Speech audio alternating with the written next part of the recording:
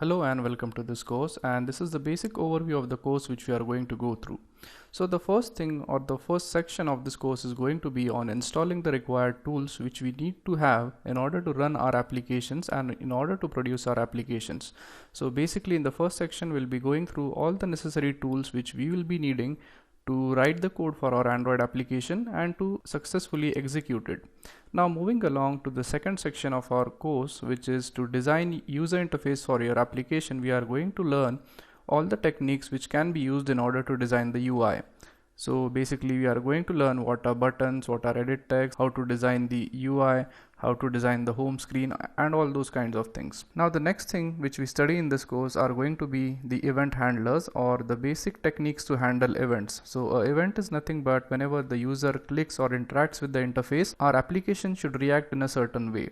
So this section is going to cover all the event handlers which we are going to need to successfully run our application. Then moving along, to save the user data in our application, we'll be studying the databases, how we could use database in order to save the user data in our Android application. Now after having an extensive study about the database, we are going to create a simple database application so as to save the user data which could be accessed later on. After that we are going to study how we could apply filters to image. So we are going to make a simple application which is a kind of filter application which applies a filter to our images. This part of the course covers the multimedia part in which we are going to learn how to work with images and all that kinds of things. Now next thing which we do is that in order to revise all of our concepts, we are going to build a simple application which is called as the Workouts Advisor, and in that application we'll be learning what is the basic procedure while we create an application. Then finally in the end of the course we'll have a basic introduction to game development, which platform is used for game development, and we'll be going through the libgdx platform for developing Android two-dimensional games. Tools needed. So these are some of the basic tools which we are going to need for this course.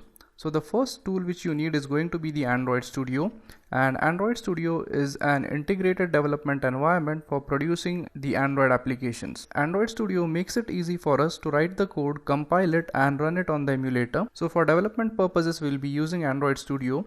Now after Android Studio, one more thing which is required is going to be the Java JDK, and we are going to connect the Java JDK to the Android Studio so that we could develop applications and we could run them. Then finally, in order to actually run our applications, in order to test them, we are going to use an Android emulator which we'll have inbuilt in the Android Studio, which we'll be using in order to run our applications and to test them. Now I would also like to mention that for this course you will be needing a PC with minimum of 4 GB of RAM so that you would be able to run the emulator efficiently.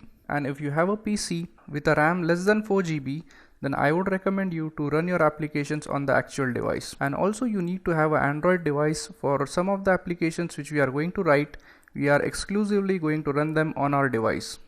So make sure that you have an Android device with you so that you could run some of the applications which we are going to discuss on your device. Prerequisites. Now before starting the course, make sure that you have basic understanding of Java. So you should be familiar with the concepts of class, objects and inheritance. You don't need to have an in-depth knowledge about it, but a basic level of understanding is required. So enjoy the course.